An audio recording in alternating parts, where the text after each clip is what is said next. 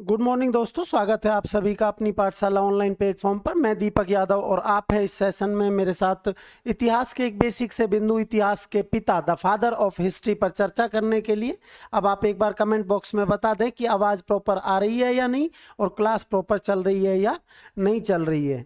आप एक बार comment box में बता दीजिए। आपके कमेंट बहुत तेज़ी से चल रहे हैं, इसलिए मैं सारे कमेंट पढ़ने में तो अभी सक्षम नहीं हूँ। आवाज आ रही होगी अब, मुझे नहीं लगता कि अब आवाज नहीं आ रही होगी। आप एक बार कमेंट बॉक्स में बता दें कि आवाज आ रही है या नहीं आ रही। सभी को गुड मॉर्निंग, जय राधा माधव। ठीक है, आवाज आ रही है। तो कल हमने इतिहास के बेसिक से बिंदुओं पर चर्चा की थी। उसमें सबसे पहले हमने जो वर्ड है इतिहास या हिस्ट्री, उस पर चर्चा किया था। और आज हम इतिहास के पिता पर चर्चा करने वाले हैं। कल कुछ चीजें हमें नोट डाउन करनी थी जो शायद हम नहीं कर पाए थे। तो एक बार शुरू से, आज पहली क्लास है, आप ऐसा माने कि आज ये हमारी पहली क्लास है। यहाँ से आप नोट डाउन करना शुरू कर दीजिए। सभी को गुड मॉर्निंग, सभी को जय राधा माधव। तो आप शुरू कर दीजिए यहाँ से नोट डाउन करना। देखो, हमने जो कल चर्चा की थी वो इस शब्द पे चर्चा की थी कि इतिहास शब्द जो है उसका मतलब क्या होता है। हमने यहां से चर्चा की थी। और जो लोग कल ये कमेंट कर रहे थे कि सर हमारे ऊपर अंकित सर ने कुछ थोपा है, तो उनके लिए आपको बता दूं मैं, यकीन मानिए आप कि 5 दिन के बाद आपकी सारी जो भ्रांतियां हैं, दिमाग में जितने कंफ्यूजन हैं, वो दूर हो जाएंगे। आपको ऐसा लगेगा कि आप हिस्ट्री पढ़ नहीं रहे, आप साक्षात हिस्ट्री जी रहे हैं। आप यकीन मानना इस बात का, 5 दिन का टाइम है, 5 दिन आप क्लास लेके देखना। आपको ऐसा लगेगा कि आप इतिहास को न केवल पढ़ रहे हैं बल्कि जी रहे हैं। क्योंकि मेरा खुद का ऐसा मानना है कि इतिहास जो है वो कोई विषय तो अलग बात है, इतिहास एक आइडियोलॉजी है, एक विचारधारा है। इतिहास एक आइडियोलॉजी है, एक विचारधारा है। तो आपको सच में ऐसा लगेगा कि आप इतिहास जी रहे हैं। देखो, ये इतिहास शब्द जो है, इसका शब्द विच्छेद जो होता है, मतलब इस वर्ड के जो टुकड़े होते हैं, इस वर्ड के जो टुकड़े होते हैं, तो उन्हें हम कहेंगे शब्द विच्छेद। वो होते हैं इति प्लस है प्लस अस। इति प्लस है प्लस अस। बहुत जगह आपको मिल जाएगा कि इति प्लस हास। आप एक बार संधि करके देखना, इतिहास का क्या कोई संधि बनता है क्या? इतिहास का कोई संधि नहीं बनता है। यह शब्द है इति, धन है धन, अस। और मैंने इतिहास शब्द का आपको अर्थ बताया था। इतिहास शब्द का अर्थ होता है ऐसा निश्चित रूप से हुआ था, ऐसा निश्चित रूप से हुआ था, हुआ था। देखो, बहुत जगह आपको लिखा मिल जाएगा कि हुआ होगा, जो कि बिल्कुल गलत है। हम कभी इतिहास में यह नहीं पढ़ते कि हल्दी घाटी का युद्ध साहब हुआ होगा। हम कभी नहीं पढ़ते कि बाबर के हुमायूं पैदा हुआ होगा। हम कभी नहीं पढ़ते कि गांधी ने क्विट इंडिया मूवमेंट चलाया होगा। हम यही पढ़ते हैं कि भारत छोड़ो आंदोलन मोहनदास करमचंद गांधी ने चलाया था। तो इतिहास में देखो, अगर हम ये कहें कि हुआ होगा, तो हुआ होगा में संभावनाएं हो जाएंगी कि शायद हुआ भी हो और शायद नहीं भी हुआ हो। लेकिन फिर निश्चित शब्द का मतलब ही क्या रह जाएगा? निश्चित शब्द का फिर कोई मतलब नहीं रह जाएगा। मैं फिर कह रहा हूं कि आप साथ की साथ खुद से नोट डाउन करते चलें। मैं सारी टर्म बोर्ड पे लिखूंगा, आप खुद से साथ की साथ नोट डाउन करते चलें, अपने नोट्स बनाते चलें। ठीक है, पीडीएफ मिलेगा बिल्कुल। बोर्ड का जो पीपीटी है वो क्लास के बाद अवेलेबल आपको हो जाएगा।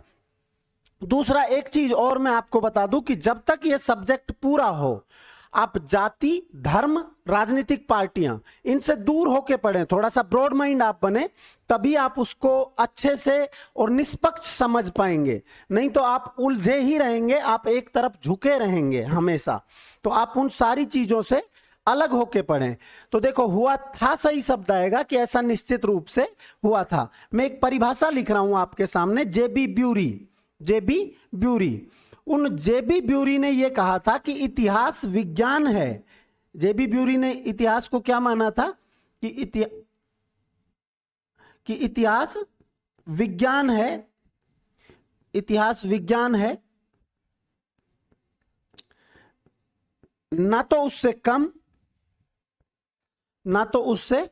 कम व ना उससे ज्यादा, व ना उससे ज्यादा।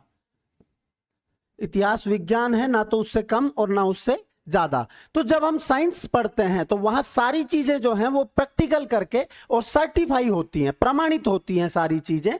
तो इसी तरह इतिहास में माना जाता है। जब हम राजस्थान का हिस्ट्री पढ़ते हैं तो हम पढ़ते हैं कि डॉक्टर गोपीनाथ शर्मा ऐसा लिखते हैं कि मैं हल्दी घाटी, रक्त तलाई या बादशाह बाग के मैदान गया, मैंने वहां लोगों से बात की, मैंने वहां रिसर्च किया, वहां की जो बहियां थी मैंने उनको पढ़ा और उस आधार पर मैं ये सर्टिफाई करता हूं कि ये युद्ध अकबर और राणा प्रताप के बीच हुआ और हल्दी घाटी का युद्ध अनिर्णायक रहा।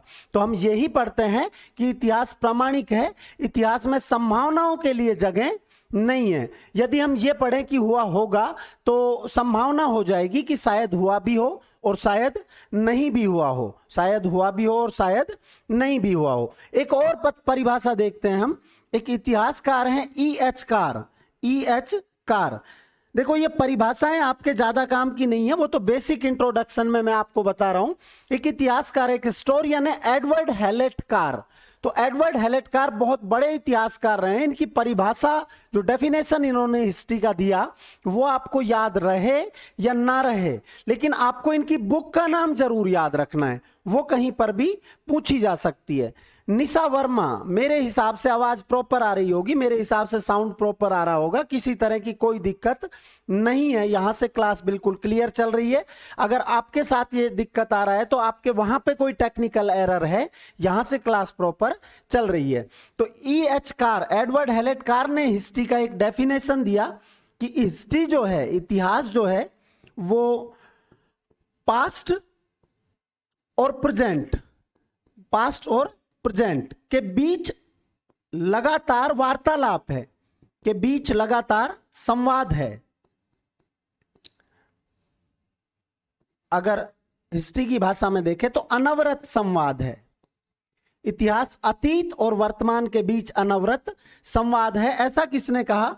ऐसा कहा एडवर्ड हैलेट कार ने। देखो वास्तविक बात यह है कि इतिहास पढ़ने के पीछे हमारा जो रीजन होता है, हमारा जो उद्देश्य होता है, वो ये होता है कि हम जो पास्ट है उससे कुछ सीखें, हम अतीत से कुछ सीखें और हम वर्तमान को उन चीजों से सीख के और बेहतर बनाएं और हम उज्जवल भविष्य का निर्माण करें, ब्राइट फ्यूचर का निर्माण करें। यह इतिहास का उद्देश्य होता है। और वो गलतियां जो अतीत में, पास्ट में जो गलतियां हुई हैं, वो दोहराई ना जाएं। आशीष शर्मा, ऐसा नहीं है कि बीते हुए कल को इतिहास कहा जाता है, यह बात बिल्कुल गलत है कि बीते हुए कल को इतिहास कहा जाता है। सहाना अजहर, नहीं, बिल्कुल राजस्थान को फोकस नहीं किया जाएगा, इंडियन हिस्ट्री पढ़ाया जाएगा। बेसिकली मेरा सब्जेक्ट जो है वो ही इंडियन हिस्ट्री है, तो राजस्थान को फोकस नहीं किया जाएगा। देखो मैं आपको एक उदाहरण बताता हूं। आप ये कह रहे हैं कि बीते हुए कल को इतिहास कहा जाता है, ऐसा बिल्कुल भी नहीं है। आज से 10 साल पहले चांदनी चौक दिल्ली में कोई पॉपकॉर्न बेचता था, क्या वो हिस्ट्री है? नहीं। हिस्ट्री वो है जिसने जो वर्तमान समय है, जो आज का प्रेजेंट टाइम जो है, उसको इफेक्ट किया है, उसको प्रभावित किया है, जिसका असर आज के समय पर है, उसे हम क्या कहते हैं? हिस्ट्री कहते हैं। यार साउंड यहां से प्रॉपर है, आप बार बार कमेंट कर रहे हैं कि साउंड बढ़ा दीजिए, साउंड यहां से प्रॉपर है। अगर साउंड किसी के पास नहीं आ रहा है सही से तो वो अपनी खुद की प्रॉब्लम है। मेरे यहां से साउंड प्रॉपर है, मेरे यहां से साउंड के साथ कोई समस्या नहीं है। तो देखो, इतिहास अतीत और वर्तमान के बीच अनवरत संवाद है, ऐसा कहने वाले कौन थे? Edward Hallett Carr, E.H. Carr. ये एक बहुत बड़े हिस्टोरियन हुए हैं, तो हमें ये डेफिनेशन इनका याद रखना है अगर रह जाए तो, या ये डेफिनेशन याद रखना है अगर रह जाए तो। और इनकी जो बुक है, E.H. कार की बुक जो है, ये बुक हमें याद रखनी है, ये बड़ी फेमस बुक है। What is history? What is history? ये किसकी बुक है? तो ये व्हाट इज हिस्ट्री जो बुक है, वो बुक है एडवर्ड हैलेट कार की। ये बुक किसकी है? एडवर्ड हैलेट कार की बुक है व्हाट इज हिस्ट्री। अब हम देखते हैं, आगे चलते हैं। यहां तक आप नोट डाउन कर ले। मैं फिर कह रहा हूं कि आप साथ की साथ नोट डाउन करते रहें, आप साथ की साथ नोट डाउन करते रहें। अब अगली स्लाइड पे चलते हैं। अब हम देखते हैं कि इतिहास पढ़ने के पीछे हमारे उद्देश्य क्या हैं। इतिहास पढ़ने के पीछे हमारे उद्देश्य क्या है, ये मुख्य बिंदु है कि हम इतिहास क्यों पढ़े। मैं एक बार आपसे कमेंट बॉक्स में आंसर ले लेता हूं, आप मुझे ये बताएं कि हमें इतिहास पढ़ने की आवश्यकता क्यों है। हम साइंस पढ़ रहे हैं, हम साइंस पढ़ रहे हैं क्योंकि हमें ये पता हो कि ये पूरा सेटअप जहां आज मैं पढ़ा रहा हूं, ये स्टूडियो, ये किस तरह से ऑपरेट हो रहा है, इसलिए हम साइंस पढ़ते हैं। हम इंग्लिश पढ़ते हैं कि पूरी दुनिया जो है, हाँ, जहां आपको टर्मोलॉजी की जरूरत पड़ेगी मैं वहां टर्मोलॉजी यूज करूंगा, लेकिन आप एक बात बताएं कि अगर कोई डेफिनेशन है उसमें कहां टर्मोलॉजी यूज करूं मैं। जो इजी वर्ड्स हैं वो आप खुद ही समझ सकते हैं, क्योंकि भाषा हिंदी आप जानते तो सभी हैं। जो हिस्ट्री के टिपिकल वर्ड्स हैं वो मैं बिल्कुल यूज करूंगा, आप आश्वस्त रहें इस चीज के लिए। आप, मैंने आपसे एक कमेंट में एक आंसर पूछा था, आप उसका आंसर दें कि हम हिस्ट्री पढ़ते क्यों हैं। हम साइंस पढ़ते हैं क्योंकि हमें पता हो कि ये स्टूडियो जहां मैं पढ़ा रहा हूं ये किस तरह से ऑपरेट हो रहा है, मैं इतनी दूर से आपको कैसे विजिबल हो पा रहा हूं। दूसरी चीज, हम मैथ्स पढ़ते हैं कि पूरी जिंदगी हम जोड़ बाकी करने में ही बिता देते हैं। हम मिडिल क्लास लोग जो हैं उनका पूरा जो लाइफ है वो जोड़ बाकी में ही बीत जाता है। हम इंग्लिश पढ़ते हैं कि हम यूरोपियंस जो हैं, मतलब पूरे ऑल ओवर वर्ल्ड जो लैंग्वेज चलती है वो इंग्लिश है, तो हमें दुनियादारी के बारे में जानकारी हो, हम ये पढ़ते हैं। मैं पूछना ये चाह रहा हूं कि हम हिस्ट्री क्यों पढ़ते हैं। तो हिस्ट्री पढ़ने के पीछे बहुत सारे उद्देश्य हैं, बहुत सारे उद्देश्य हैं, लेकिन जो मेन उद्देश्य हिस्ट्री पढ़ने के पीछे हमारा है, मेन उद्देश्य जो हिस्ट्री पढ़ने के पीछे है वो ये है,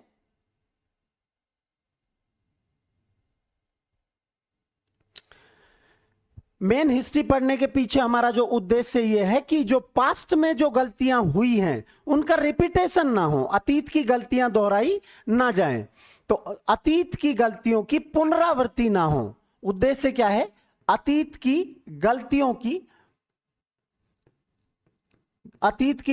की पुनरावृत्ति ना हो।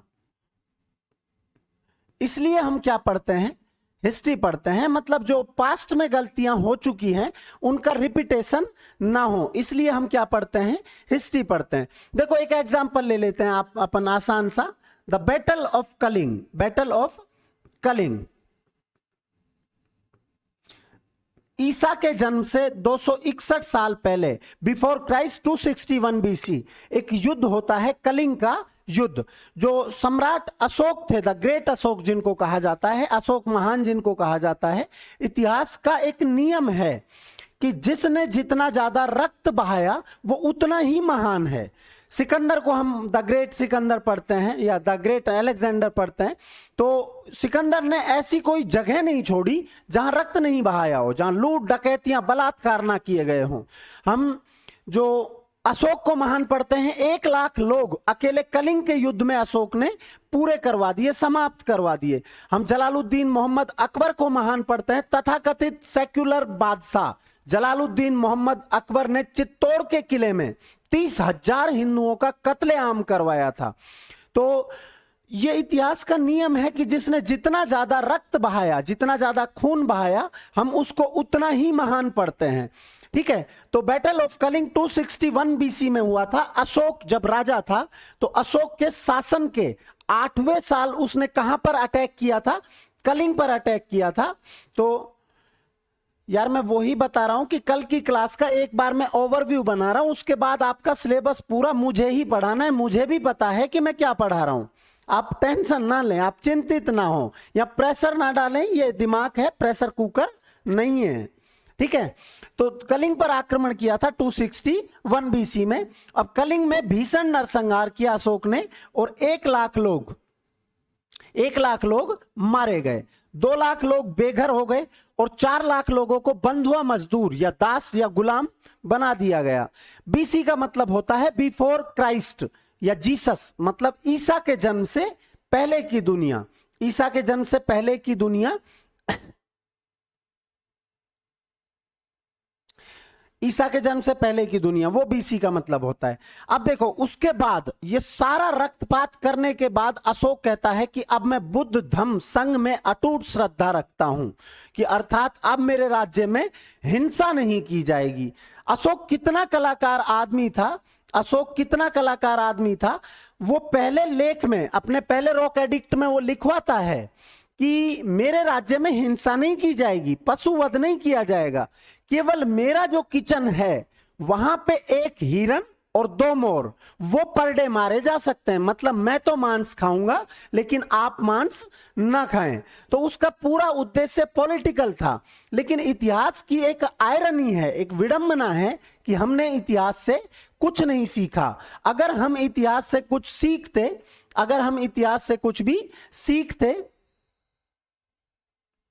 हाँ, शासन के 8वें वर्ष किया था कलिंग पर आक्रमण, शासन के 8वें वर्ष अशोक ने कलिंग पर अटैक किया था।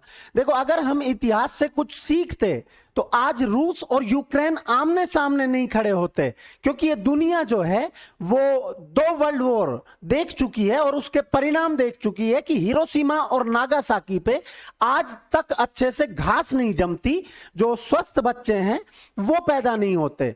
तो इसलिए हम क्या पढ़ते हैं, अतीत की गलतियां जो हैं उनका रिपीटेशन ना हो, इसलिए हम क्या पढ़ते हैं, इतिहास पढ़ते हैं। अब सबसे पहले हम पढ़ते हैं the father of history, the father of history, या इतिहास के पिता कह सकते हैं हम, इतिहास के पिता कह सकते हैं या इतिहास के जनक कह सकते हैं हम, एक ही बात है। इतिहास के पिता या द फादर ऑफ हिस्ट्री किनको कहा जाता है? तो फादर ऑफ हिस्ट्री कहा जाता है हेरोडोटस को। किनको कहा जाता है? हेरोडोटस को द फादर ऑफ हिस्ट्री कहा जाता है। और हेरोडोटस ने जो बुक लिखी, पुस्तक जो लिखी इसने, वो थी हिस्टोरिका। पुस्तक कौन सी लिखी? हिस्टोरिका, या हम कह सकते हैं द हिस्ट्रीज, द हिस्ट्रीज। ये किसकी पुस्तक है? ये हेरोडोटस की बुक है, हिस्टोरिका या द हिस्ट्रीज। ये किसकी पुस्तक है? हेरोडोटस की पुस्तक है। अब हेरोडोटस ने कौन सी बुक लिखी? हिस्टोरिका बुक लिखी। हेरोडोटस को हम कहते हैं the father of world history, मतलब विश्व के इतिहास के पिता। ओवरऑल इतिहास के पिता किनको कहा जाता है? हेरोडोटस को कहा जाता है। उसके बाद भारत के इतिहास के पिता वेदव्यास को कहा जाता है the father of Indian history. और फिर राजस्थान के इतिहास के पिता the father of Rajasthan history colonel James Tod को कहा जाता है। तो 3 तो ये पिता हो गए। अब गांधी भी राष्ट्रीय पापा हैं। मोहनदास करमचंद गांधी जी जो हैं वो राष्ट्रीय पापा हैं, ठीक है। तो और हर सब्जेक्ट के अलग अलग पिता हैं। और मैथ्स में तो हम ऐसा मान भी लेते हैं कि माना पापा की आयु x, तो कंफ्यूज कर रखा है कुल मिला के पिता में। तो the father of Indian history Herodotus को कहा जाता है। और हेरोडोटस ने कौन सी बुक लिखी? हिस्टोरिका या हिस्ट्रीज बुक लिखी। हम एक बार थोड़ा सा ये हेरोडोटस से इतर, हेरोडोटस से अलग थोड़ा सा एक बार चर्चा कर लेते हैं। एक बार नेक्स्ट स्लाइड देखते हैं। देखो, भारत पे जो अटैक हुए, भारत पे जो अटैक हुए वो लगभग जब तक जहाज नहीं बने, जब तक जल शक्ति का विकास नहीं हुआ, इस दिशा से हुए। उसकी एक वजह भी है। विष्णु पुराण में एक श्लोक है, विष्णु पुराण में एक श्लोक है कि उत्तरयंत समुद्रस्य हिमाद्रिश्चैव दक्षिणम वर्ष तद भारत नामे भारतीय अत्र संतति। मतलब नीचे पूरा क्या है? समुद्र है, नीचे कोस्टल एरिया है पूरा, कि समुद्र के उत्तर में और हिमाद्रिश्चैव दक्षिणम, हिमालय के दक्षिण में जो देश है वो भारत है और वहां की संतानें भारतीय कहलाती हैं। तो एक तो आप यही याद रखें कि भारत की भौगोलिक परिभाषा कहां लिखी हुई है? विष्णु पुराण में भारत की भौगोलिक परिभाषा लिखी हुई है। आप एक बार कमेंट सेक्शन में यह बता दें कि आप इतना स्पीड जो है वो मैनेज कर पा रहे हैं या नहीं कर पा रहे हैं। आप एक बार कमेंट सेक्शन में यह बता दें कि आप इतना स्पीड मैनेज कर पा रहे हैं या नहीं कर पा रहे। तो भारत में जब तक जल शक्ति का दुनिया में विकास नहीं हुआ, तब तक भारत में अटैक जो हुए वो इसी दिशा से हुए। देखो, उसकी वजह क्या थी कि नीचे था पूरा समुद्र, नीचे क्या था? पूरा समुद्र। उत्तर समुद्र को पार करना संभव नहीं था। उत्तर में था हिमालय, हिमालय को पार करना इतना आसान नहीं था। अगली चीज, इस दिशा में भारत के कोई बड़ा साम्राज्य नहीं बना, या कोई ऐसा एम्पायर खड़ा नहीं हुआ जो भारत को चुनौती दे सके। अब अटैक, यहां थार का डेजर्ट है, यहां द डेजर्ट ऑफ थार है, थार का मरुस्थल है। तो स्वाभाविक सी बात है कि आक्रमण करने के लिए दिशा कौन सी बची? ये अब यहां पर कुछ दर्रे हुआ करते थे, घाट हुआ करते थे, खैबर, गोमल, बोलन, ये दर्रे हुआ करते थे। और उनमें से भारत का प्रवेश द्वार, भारत का एंट्री गेट किसको कहा जाता है? तो खैबर दर्रे को कहा जाता है। भारत का प्रवेश द्वार कौन से दर्रे को कहा जाता है? खैबर दर्रे को कहा जाता है। तो जो खैबर दर्रा था, ठीक है, ओके, इतना स्पीड होना भी चाहिए। तो खैबर दर्रा जो था वो भारत का प्रवेश द्वार कहलाता है। इसलिए अटैक किस दिशा से हुए? तो भारत पे एक राजा ने अटैक किया था। भारत पे पहला अटैक जो हुआ था वो पर्शियन लोगों ने किया था, फारसी लोगों ने किया था, मतलब ईरानियन जो लोग थे उन्होंने भारत पर पहला अटैक किया था। उन्होंने भारत पर पहला अटैक किया था। सबसे पहले अटैक किया था साइरस ने। सबसे पहले अटैक किसने किया था? साइरस ने किया था। उसके बाद दारा फर्स्ट या डेरियस ने भारत पर अटैक किया था। अब डेरियस ने जब भारत पर अटैक किया था, ये डेरियस ने इस एरिया को जीत लिया था। डेरियस ने इस एरिया को जीत लिया था। अब डेरियस ने जब इस एरिया को जीत लिया तो स्वाभाविक सी बात है कि डेरियस ने यहां पर अपने पर्शियन ऑफिसर नियुक्त किए होंगे, अधिकारी नियुक्त किए होंगे। अब डेरियस ने यहां पर अपने अधिकारी नियुक्त किए और ये अधिकारी वापस कहां गए? वापस पर्सिया जाएंगे, ये ईरान जाएंगे, रिटायरमेंट भी तो होगा। तो ये वापस कहां गए? ईरान गए। अब उस दौरान हेरोडोटस ने कहां की यात्रा की? ये हेरोडोटस जो था ये मूलतः यूनान का निवासी था, ग्रीक था। ये कहां का निवासी था? यूनान का, ग्रीक था ये।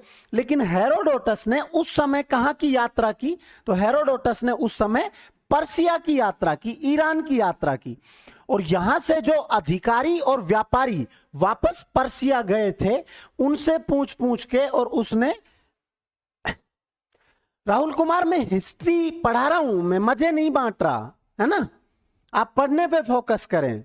मैं हिस्ट्री पढ़ा रहा हूं, मैं मजे नहीं बांट रहा, है ना? सीमा हैदर नहीं हूं मैं, तो आप पढ़ने पे फोकस करें। खैर, तो उस समय हेरोडोटस ने कहां की यात्रा की? तो हेरोडोटस ने पर्सिया की यात्रा की। और यहां जो अधिकारी वापस गए थे, अधिकारी जो वापस गए थे उनसे पूछ पूछ के, और उसने भारत का इतिहास लिख दिया। वास्तविकता यह है कि हेरोडोटस अपने जीवन काल में कभी भारत नहीं आया। हेरोडोटस अपने जीवन काल में कभी भारत नहीं आया। अब हेरोडोटस भारत के बारे में बहुत सारे विवरण देता है। हेरोडोटस की बुक जो है वो मूल रूप से उपलब्ध नहीं है। हेरोडोटस की बुक मूल रूप से उपलब्ध नहीं है, लेकिन फिर भी बाद के जो राइटर हैं जैसे एरियन, प्लूटार्क, जस्टिन, स्ट्रैबो, वो जो राइटर हैं उन राइटर की बुक्स जो हैं उनसे हेरोडोटस के कोटेशन मिल जाते हैं कि उसने भारत के बारे में क्या कहा। अब भारत के बारे में हेरोडोटस ने यह लिखा है कि भारत में प्रशिक्षित, मतलब वेल ट्रेंड चींटियां होती थी, जो पढ़ी लिखी चींटियां होती थी, जो सोने की खाने जो होती थी वहां से सोना खोद के और बाहर निकाल लाती थी।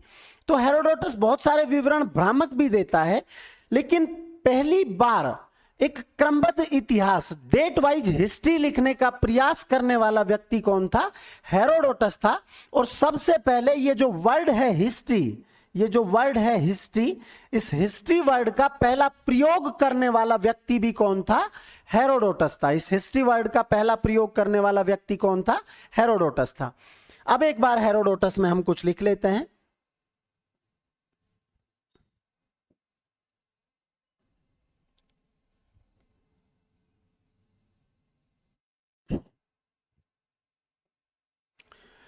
देखो हेरोडोटस ने कौन सी बुक लिखी? तो द हिस्टोरिका या द हिस्ट्रीज। ये बुक किसकी है? हेरोडोटस की है। मूलतः ये ग्रीक था, मूलतः ये यूनानी था। यह यूनानी था, हेरोडोटस यूनानी था। अब इसने जो संबंध लिखे वो 6th सेंचुरी बीसी के, मतलब 6ठी शताब्दी ईसा पूर्व के इंडिया और पर्सिया के बीच जो संबंध थे वो किसने लिखे? हेरोडोटस ने लिखे। तो 6ठी शताब्दी ईसा पूर्व के भारत और फारस संबंधों का वर्णन किसने किया? हेरोडोटस ने किया। तो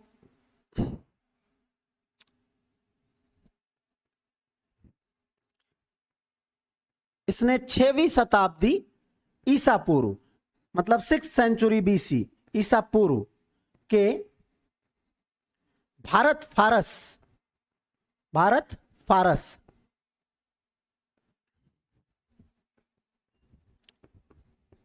संबंधों का वर्णन किया। इसने 6ठी शताब्दी ईसा पूर्व के भारत फारस संबंधों का वर्णन किया। इसने पहली बार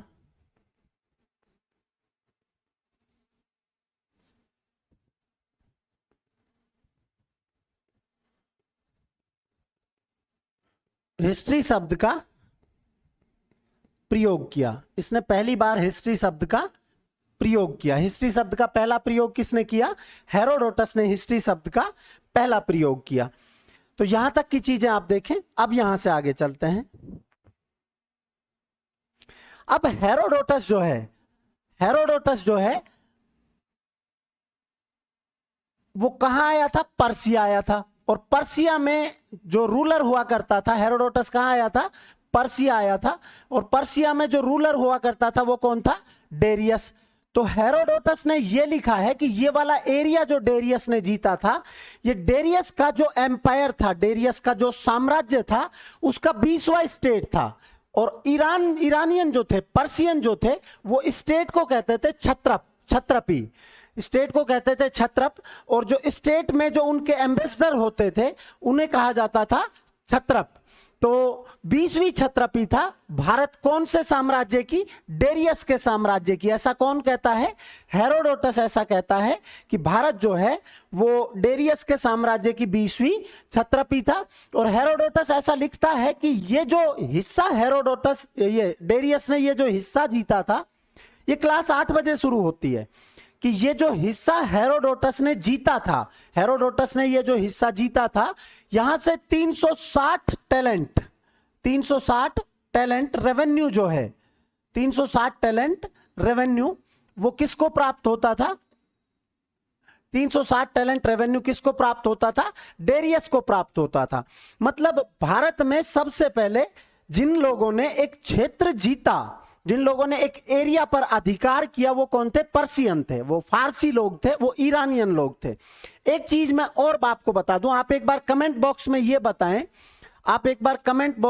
बताएं, कि जो हिंदू शब्द है, आप कमेंट बॉक्स में ये बताएं कि हिंदू जो धर्म है उसकी प्रामाणिक पुस्तकें क्या हैं। आप एक बार कमेंट बॉक्स में बताएं कि हिंदू धर्म की प्रामाणिक पुस्तक क्या है। मैं केवल फादर ऑफ हिस्ट्री पढ़ा रहा हूं। कल से आपका जो स्टोन एज है, कल से आपका जो पाषाण काल है, वो शुरू हो जाएगा।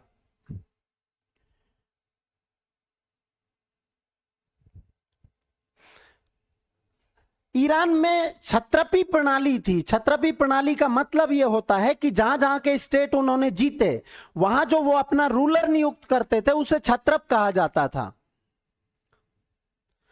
हिंदू धर्म की प्रामाणिक पुस्तक क्या है, यह मेरा क्वेश्चन था।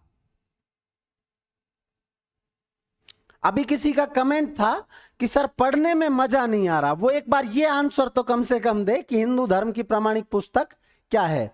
देखो मैं आपको एक बात बताता हूं, ये पर्सियन जो लोग थे, ईरानियन जो लोग थे, ये सैको बोलते थे, है। ये सैका उच्चारण, प्रोनाउंसिएशन क्या करते थे? है करते थे। ये सैका प्रोनाउंसिएशन है करते थे। तो ये सिंधु नदी को कौन सी नदी बोलते थे? हिंदू नदी बोलते थे। ये सिंधु नदी को क्या बोलते थे? हिंदू नदी बोलते थे। यहां सिंधु नदी बहती थी, उसको क्या बोलते थे? हिंदू नदी बोलते थे। और इधर सिंधु के दक्षिण में जो लोग रहते थे उनको ये फिर क्या कहने लगे? हिंदू कहने लगे। और आपकी जानकारी के लिए ये बता दूं कि हिंदू जो है वो धार्मिक शब्द नहीं है, वो भौगोलिक शब्द है। ये धर्म जो है वो है वैदिक। ये धर्म जो है वो कौन सा है? वैदिक। और इस वैदिक धर्म की प्रामाणिक बुक जो है वो है वेद। वैदिक धर्म की प्रामाणिक बुक वेद है। ये रामायण, महाभारत और गीता जो ये आप पढ़ते हैं, तो ये तो बहुत बाद की रचनाएं हैं। प्रामाणिक बुक है वेद। और उनमें भी सबसे प्रामाणिक बुक जो है वो है ऋग्वेद। सबसे प्रामाणिक बुक कौन सी है? ऋग्वेद।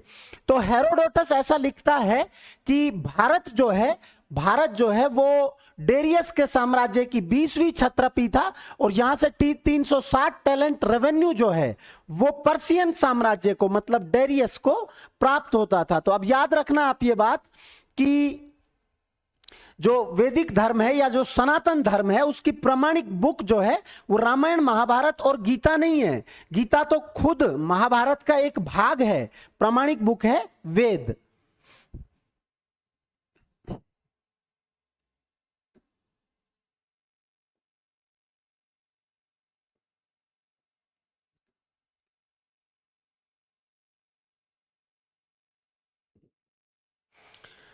अब देखो, हेरोडोटस के अनुसार, हेरोडोटस के अनुसार भारत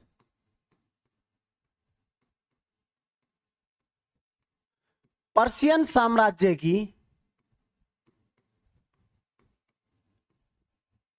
20वीं छत्रपी था।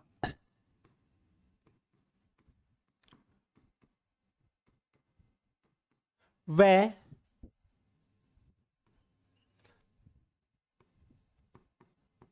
भारत से पर्शियन साम्राज्य को 360 टैलेंट सोना रेवेन्यू मिलता था, भू राजस्व, सॉरी राजस्व मिलता था, रेवेन्यू मिलता था। तो ये सारे विवरण कौन देता है? हेरोडोटस देता है। अब यहां से जो क्वेश्चन बन सकते हैं वो ये हैं,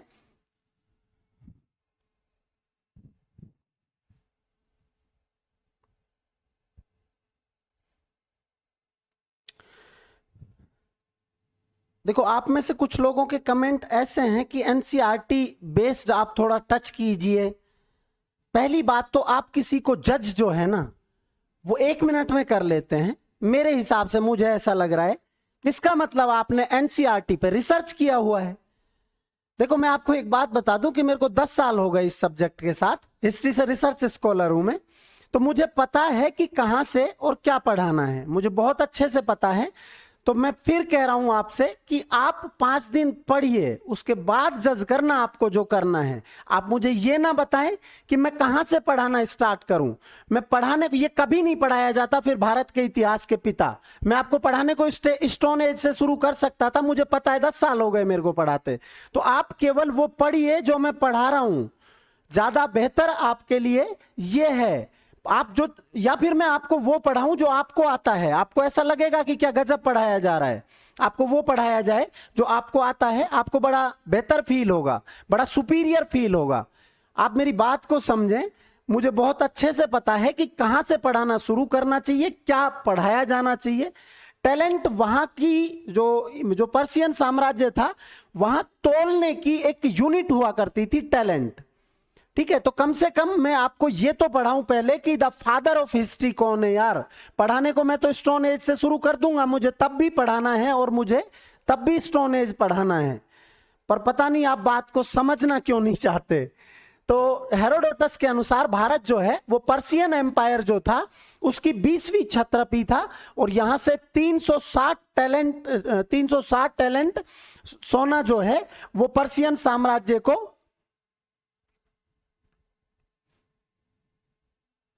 360 टैलेंट सोना पर्शियन साम्राज्य को प्राप्त होता था। आपको जो लाइन याद रखनी है वो जरूर याद ये रखनी है कि हेरोडोटस ने किन दो देशों के संबंधों का वर्णन किया है।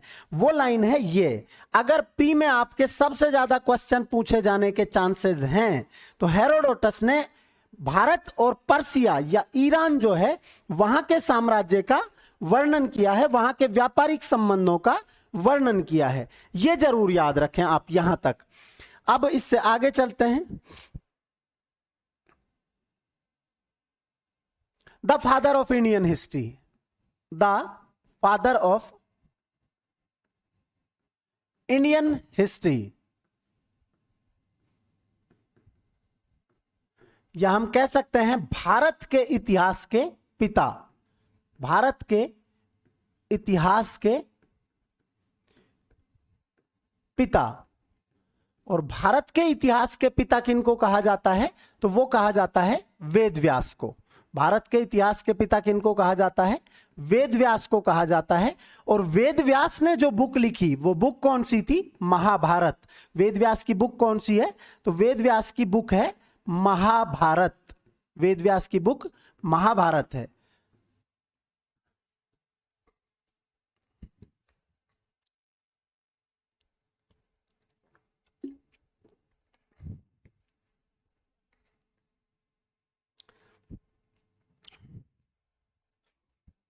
तो वेद व्यास की बुक कौन सी है? महाभारत है। अब महाभारत जो है, देखो इतिहास में जब हम इतिहास को पढ़ते हैं, इतिहास के सोर्स इकट्ठे करते हैं, तो दो तरह के सोर्स होते हैं। दो तरह के सोर्स होते हैं, एक तो आर्कियोलॉजिकल सोर्स, एक तो आर्कियोलॉजिकल सोर्स, और एक लिटरेरी सोर्स। मतलब हम इतिहास की जानकारियां कहां से इकट्ठा करते हैं? एक तो उन चीजों से जो हमें भूगर्भ से प्राप्त हुई हैं, जो चीजें हमें जमीन के तल से नीचे से प्राप्त हुई हैं, उन्हें तो हम क्या कहते हैं? आर्कियोलॉजिकल सोर्स कहते हैं। और दूसरी चीज लिटरेरी सोर्स, कि साहित्यिक स्रोत जो हमें लिखा हुआ साहित्य में मिलता है, उन्हें हम साहित्यिक स्रोत कहते हैं। प्रामाणिक स्रोत अगर पहली बार कोई माने जाते हैं तो आर्कियोलॉजिकल सोर्स माने जाते हैं। होता क्या है कि मान लो कि हम इंडस वैली सिविलाइजेशन पढ़ेंगे या हम वैदिक सिविलाइजेशन पढ़ेंगे, तो वैदिक सिविलाइजेशन के जो अवशेष मिले, वैदिक सिविलाइजेशन के जो अवशेष मिले, उन अवशेषों की जानकारी यदि हमें लिटरेचर में भी मिलती है तो हम उन्हें इतिहास मान लेते हैं। ये कंफर्म हो जाता है कि ये सारी बातें सही हैं। दूसरी चीज कि यदि ये जानकारी नहीं मिलती, यदि कोई से भी सोर्स पूरक नहीं होते, मान लो आर्कियोलॉजिकल सोर्स मिल गए और लिटरेरी सोर्स नहीं मिले उसी चीज के, किसी एक तथ्य के, तो हम फिर आर्कियोलॉजिकल सोर्स को प्रामाणिक मान लेंगे। और यदि लिटरेरी सोर्स मिल गए और आर्कियोलॉजिकल सोर्स नहीं मिले तो फिर हम किसको प्रामाणिक मान लेंगे? लिटरेरी सोर्स को प्रामाणिक मान लेंगे। स्नेहा मौर्य, आप क्लास को दोबारा से सुने। मैंने बताया है कि क्षत्रपी प्रणाली क्या होती थी। जो ईरानियन साम्राज्य था, पर्शियन जो साम्राज्य था, वहां स्टेट को क्षत्रप कहा जाता, क्षत्रपी कहा जाता था। और वहां जो रूलर होता था स्टेट का, जैसे अपने यहां पे गवर्नर होते हैं, तो उनको क्षत्रप कहा जाता था। ठीक है, देखो तो ये दो तरह के सोर्स होते हैं। अब महाभारत जो है वो लिटरेरी सोर्स है, वो साहित्यिक स्रोत है जिससे हमें इतिहास के बारे में जानकारी मिलती है। अब महाभारत वैसे तो गुप्त काल में पूरा लिखा गया, महाभारत कब लिखा गया? पूरा गुप्त काल में लिखा गया, लेकिन फिर भी हमें जानकारी महाभारत से क्या क्या मिलती है एक बार ये देख लेते हैं। महाभारत के जो डाटा हैं, फैक्ट्स वो देख लेते हैं कि महाभारत के कौन से डाटा हैं।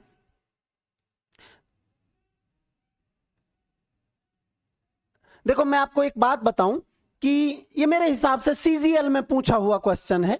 ये सीजीएल में पूछा हुआ क्वेश्चन है कि जब ये गुड़गांव का नाम बदलकर गुरुग्राम किया गया था, उस टाइम ये क्वेश्चन पूछा हुआ है।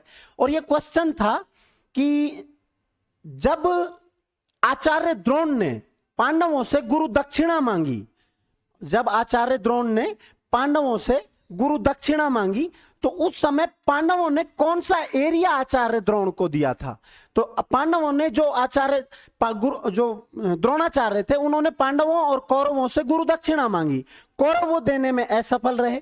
और फिर पांचाल के राजा हुआ करते थे ध्रुपद, उन ध्रुपद को अर्जुन ने, मतलब पांडवों ने पराजित कर दिया और ध्रुपद का क्षेत्र छीन लिया। तो ध्रुपद के आधे राज्य पर द्रोण ने अधिकार कर लिया और वही क्षेत्र क्या था? गुरुग्राम था। इसीलिए उसका नाम क्या है? गुरुग्राम है। इसीलिए उसका नाम गुरुग्राम है। तो जो साहित्यिक स्रोत है उनसे क्वेश्चन पूछ लिए जाते हैं। तो जो वेद व्यास ने बुक लिखी वो कौन सी बुक थी? महाभारत। अब हम महाभारत के बारे में कुछ जानकारी देख लेते हैं। महाभारत का जो एंसेंट नेम है, प्राचीन नाम जो है, महाभारत का प्राचीन नाम जो है वो है जय संहिता। महाभारत का प्राचीन नाम क्या है? जय संहिता। क्योंकि यह युद्ध कौरवों और पांडवों के बीच हुआ, यह युद्ध कौरवों और पांडवों के बीच हुआ और उसमें विजयी पांडव रहे। ये पांडवों के विजय की स्टोरी है, पांडवों के जीत की स्टोरी है, इसीलिए इसका नाम क्या है? जय संहिता। प्राचीन नाम क्या है? जय संहिता। प्रारंभ में इसमें श्लोक हुआ करते थे 8800, तो इसका नाम क्या था? जय संहिता। जब 8800 श्लोक थे तो उसका नाम क्या था? जय संहिता। फिर श्लोक हुए 24,000, फिर श्लोक कितने हुए? 24,000, तो इसका नाम क्या पड़ गया? भारत। और अब श्लोक कितने हैं? 1,00,000, तो इसका नाम क्या है? महाभारत। अब श्लोक है 1,00,000, तो इसका नाम क्या है? महाभारत। ठीक है। हिस्ट्री में बहुत सारी टर्म जो है,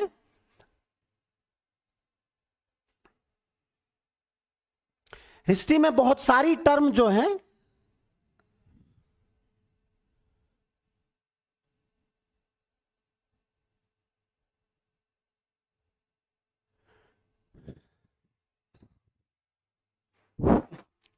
कुल मिला के बात इतनी सी है कि मुझे आपके कमेंट्स पे ध्यान देने की बजाय कैमरे पे फोकस रखना चाहिए।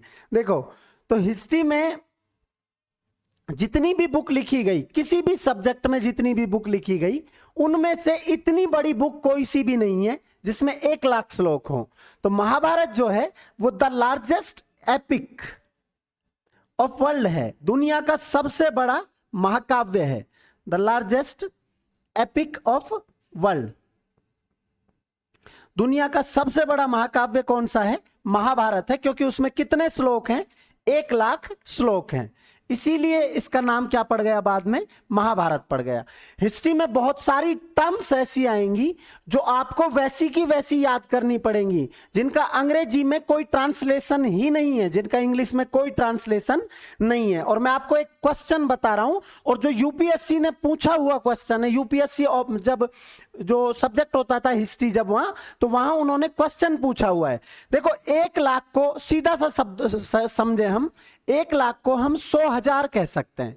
1,00,000 को हम 100,000 कह सकते हैं, एक ही बात है। 1,00,000 को हम क्या कह सकते हैं? 100,000 कह सकते हैं, एक ही बात है ये। अब 100 को हम संस्कृत में कहते हैं सत, 100 को संस्कृत में क्या कहते हैं? सत। और 1000 को संस्कृत में कहते हैं सहस्त्र। 1000 को संस्कृत में क्या कहते हैं? सहस्त्र। और चूंकि ये श्लोक फॉर्म में लिखा गया, इसीलिए इसको कहा जाता है संहिता। तो महाभारत को ही किस नाम से जाना जाता है? सत सहस्त्र संहिता के नाम से जाना जाता है। महाभारत को ही सत सहस्त्र संहिता के नाम से जाना जाता है। अब यहां कोई ट्रांसलेशन नहीं हो सकता। सत सहस्त्र संहिता को हम सत सहस्त्र संहिता ही कहेंगे, ठीक है। और ये यूपीएससी ने पूछा हुआ क्वेश्चन है, आप इसको याद रखना कि 1,00,000 श्लोक हैं, 1,00,000 को हम 100,000 कह सकते हैं, एक ही बात है, 1,00,000 या 100,000। 100 को संस्कृत में सत और 1000 को सहस्त्र कहते हैं, इसीलिए इस बुक को क्या कहा जाता है? सत सहस्त्र संहिता कहा जाता है। तो 1,00,000 श्लोक है, इसीलिए इस बुक को क्या कहा जाता है? सत सहस्त्र संहिता। इस बुक को सत सहस्त्र संहिता कहा जाता है। अब देखो, मैं आपको एक चीज बताता हूं, आप खुद की तार्किकता पे थोड़ा सा बल देना, थोड़ा सा जोर देना, थोड़ा सा प्रेशर देना दिमाग पे। महाभारत में 2 पात्र हैं, दुर्योधन और दुशासन। महाभारत में 2 पात्र कौन कौन है? दुर्योधन और दुशासन। ये 2 पात्र महाभारत में हैं। अब दुर्योधन का मतलब होता है बुरा योद्धा, और दुशासन का मतलब होता है बुरा शासन। हस्तिनापुर के राजा धृतराष्ट्र, जिनके दरबार में हजारों पंडित विराजमान रहते थे, क्या वो अपने बेटों का नाम बुरा योद्धा और बुरा शासन रखते? आप एक बार कमेंट बॉक्स में बताएं कि क्या वो अपने सुपुत्रों का नाम बुरा योद्धा और बुरा शासन रखते? नहीं, ऐसा कभी भी नहीं होता। इतिहास का एक रूल यह भी है कि इतिहास पे जो विजेता रहा है, जो जीता है, उसकी छाप होती है। इतिहास हमेशा उसी का पढ़ा जाता है जो विजेता रहा है। चूंकि ये कौरवों और पांडवों के बीच महाभारत का युद्ध हुआ और ये युद्ध पांडवों ने जीता, तो पांडवों ने अपने दृष्टिकोण में इतिहास लिखवाया, अपने फेवर में हिस्ट्री लिखवाया। नहीं तो संभवतः इनका नाम सुयोधन और सुशासन था। इनका नाम क्या था? सुयोधन और सुशासन, मतलब अच्छा योद्धा और अच्छा शासन, ये इनका नाम हुआ करता था। चूंकि इतिहास पे विजेता की मोहर होती है, इतिहास विजेता के फेवर में लिखा जाता है, तो इसीलिए इनका नाम क्या पड़ गया, दुर्योधन और दुशासन पड़ गया। इनका नाम संभवतः सुयोधन और सुशासन था। देखो एक चीज मैं आपको और बताऊं कि इतिहास में केवल डाटा होते हैं, इतिहास में केवल तथ्य होते हैं, उन पे कवर जो है, उन पे आवरण जो है वो इतिहासकार चढ़ाता है, उन पे आवरण इतिहासकार चढ़ाता है। मैं आपको एक एग्जांपल बताता हूं। भारत और पाकिस्तान, 14 अगस्त को यह निकम्मा पाकिस्तान आजाद हुआ और 15 अगस्त 1947 की मध्य रात्रि जवाहरलाल नेहरू का वो कालजयी भाषण, ट्रस्ट विद डेस्टिनी, मतलब भारत संपूर्ण प्रभुत्व संपन्न राष्ट्र घोषित कर दिया गया। अब भारत और पाकिस्तान में जब नेशनल मूवमेंट चला, या हम सिंधु घाटी सभ्यता जब हम पढ़ते हैं तो हम हड़प्पा और मोहनजोदड़ो पढ़ते हैं, हम हड़प्पा और मोहनजोदड़ो पढ़ते हैं, तो वो पाकिस्तान में ही दोनों साइट है। हड़प्पा और मोहनजोदड़ो कहाँ है, दोनों पाकिस्तान में ही है। जब हम भारत और पाकिस्तान का नेशनल मूवमेंट पढ़ते हैं तो दोनों का नेशनल मूवमेंट एक ही है। यहां भी क्विट इंडिया मूवमेंट चला, वहां भी चला, यहां भी स्वदेशी मूवमेंट चला, वहां भी चला, वहां यहां भी बायकॉट मूवमेंट चला, वहां भी चला, यहां भी होम रूल चला और वहां भी चला। अब हुआ क्या कि इतिहास में तथ्य होते हैं, उन पे आवरण इतिहासकार चढ़ाता है। जब हम पाकिस्तान का इतिहास पढ़ते हैं तो वहां कायदे आजम जिन्ना को महान पढ़ाया जाता है, जबकि भारत में विभाजन के मुख्य किरदार अगर कोई थे, मेन कैरेक्टर जिसने डिवाइडेशन करवाया देश का, वो कौन ही था, जिसने पार्टीशन करवाया देश का, वो कौन ही था, तो वो मोहम्मद अली जिन्ना था। जबकि हम भारत का डाटा वही है, सेम डाटा है। जब हम भारत का इतिहास पढ़ते हैं तो हम भारत का इतिहास जब पढ़ते हैं तो हम भारत के इतिहास में माननीय जवाहरलाल नेहरू को महान पढ़ते हैं, जबकि तथ्य तो एक ही है। तो इतिहास में आइडियोलॉजी का बहुत बड़ा इफेक्ट होता है। जो आपको पढ़ा रहा है या जिसने इतिहास लिखा है उसके दृष्टिकोण का, उसके नजरिए का बहुत लंबा फर्क होता है। खैर, महाभारत का प्राचीन नाम है जय संहिता। इसमें श्लोक हुआ करते थे 8800, तो नाम क्या था, जय संहिता। श्लोक हुए 24,000, नाम पड़ गया भारत। और अब श्लोक कितने हैं, 1,00,000, तो नाम क्या पड़ गया, महाभारत। इसीलिए इसको कहा जाता है Satsahastra Samhita. The largest epic of world, या दुनिया का सबसे बड़ा महाकाव्य किसको कहा जाता है, महाभारत को कहा जाता है। अब महाभारत का बैटलफील्ड कहां था, कहां यह युद्ध लड़ा गया, महाभारत का युद्ध कहां लड़ा गया, तो महाभारत का युद्ध कुरुक्षेत्र के मैदान में लड़ा गया। महाभारत का युद्ध कहां लड़ा गया, कुरुक्षेत्र के मैदान में, हरियाणा में महाभारत का युद्ध लड़ा गया। जहां तक मैं समझता हूं, इतनी एक्सपेक्टेशन मुझे आपसे है कि मुझे यह बताने की आवश्यकता ना पड़े कि यह युद्ध जो है वो धृतराष्ट्र और गांधारी, धृतराष्ट्र और गांधारी, इनके 100 पुत्र थे। धृतराष्ट्र तो अंधे थे ही, गांधारी ने पट्टी बांध ली और महान योगदान दिया इन्होंने जनसंख्या वृद्धि में। तो इनके 100 पुत्र, जिन्हें किस नाम से जाना गया, कौरवों के नाम से जाना गया। और जो सम्राट पांडु थे उनके 2 विवाह हुए थे, एक तो कुंती से, कौंतेय प्रदेश की राजकुमारी कुंती, और एक मद्र की राजकुमारी माद्री। कुंती से पैदा हुए थे युधिष्ठिर, भीम और अर्जुन, युधिष्ठिर, भीम और अर्जुन। और माद्री से पैदा हुए थे नकुल और सहदेव।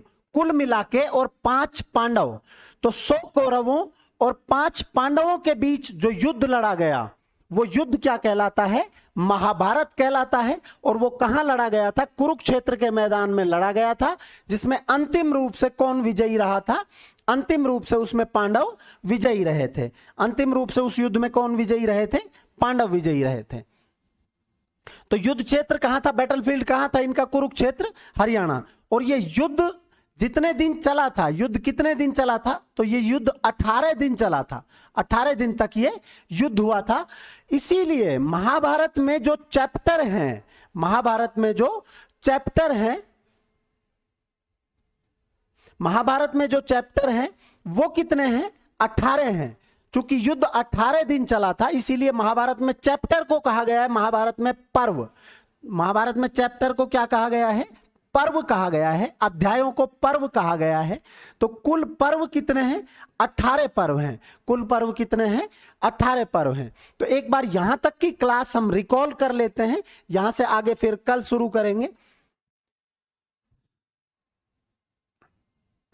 जो ये कमेंट कर रहे हैं ना, कि मुझे वो कमेंट हमेशा याद रहेगा जब तक ये बैच पूरा होगा, कि अंकित सर ने आपको हम पर थोपा है। वो कमेंट मुझे हमेशा याद रहेगा, मुझे वो नाम याद रहे या ना रहे, लेकिन वो कमेंट जरूर याद रहेगा। 5 दिन के अंदर आप ये महसूस करने लग जाएंगे कि आप इतिहास को न केवल पढ़ रहे हैं, आप इतिहास को जी रहे हैं। देखो, इतिहास का सबसे पहले शब्द विच्छेद कि किन टुकड़ों को मिला के ये वर्ड बना है, तो वो है इति धन है धन अस, और उसका अर्थ होता है ऐसा निश्चित रूप से हुआ था। ये याद रखना, हुआ था, हुआ होगा नहीं, हुआ होगा नहीं आएगा। जेबी ब्यूरी एक हिस्टोरियन है, उनकी एक परिभाषा है कि इतिहास विज्ञान है, साइंस है, ना तो उससे कम है और ना उससे ज्यादा है। एडवर्ड हेलेट कार या E.H. कार, इनकी परिभाषा है कि इतिहास जो है वो अतीत और वर्तमान के बीच अनवरत संवाद है, लगातार बातचीत। संवाद का मतलब होता है बातचीत, कि लगातार संवाद है। E.H. कार की बुक जरूर याद रखना, व्हाट इज हिस्ट्री किसकी बुक है? E.H. कार की बुक है। पूरे सिलेबस में मैं जहां जहां जो जो चीजें ब्लॉक में बनाऊं, आप उनको जरूर याद रख लें, आप उनको जरूर याद रखें। जो भी मैं ब्लॉक में बनाऊं, व्हाट इज हिस्ट्री किसकी बुक है? तो व्हाट इज हिस्ट्री जो बुक है, वो बुक है E.H. कार की। अब यहां से आगे देखते हैं कि इतिहास का उद्देश्य क्या है, कि अतीत की, पास्ट की जो गलतियां हैं उनका रिपीटेशन ना हो, इसीलिए हम क्या पढ़ते हैं? हिस्ट्री पढ़ते हैं। लेकिन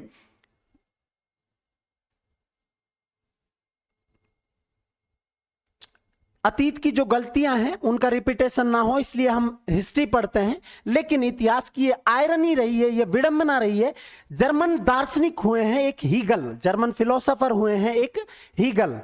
तो हीगल जो है, उन्होंने कहा था कि, हीगल ने ऐसा कहा था कि इतिहास की ये विडंबना है, कि इतिहास की ये आयरनी है कि हमने उससे कुछ नहीं सीखा। यदि हम सीखते तो आज रूस और यूक्रेन जो है वो आमने सामने नहीं खड़े होते, कोई भी देश किसी दूसरे देश की सीमाओं का अतिक्रमण नहीं कर रहा होता। अब यहां से आगे देखते हैं, द फादर ऑफ हिस्ट्री किनको कहा जाता है? इतिहास के पिता किनको कहा जाता है? हेरोडोटस को कहा जाता है। यह मूलतः ग्रीक था, मतलब यूनानी था, ये ग्रीक था या यूनानी था। और इसने पुस्तक कौन सी लिखी है? हिस्टोरिका या द हिस्ट्रीज बुक लिखी है। इसने 6ठी शताब्दी ईसा पूर्व के जो इंडिया और पर्सिया के बीच जो रिलेशन थे, 6ठी शताब्दी ईसा पूर्व में भारत और फारस के बीच जो संबंध थे उनका वर्णन किया है। और ये मूलतः यूनानी था, ये तो मैंने लिख ही दिया कि ग्रीक था।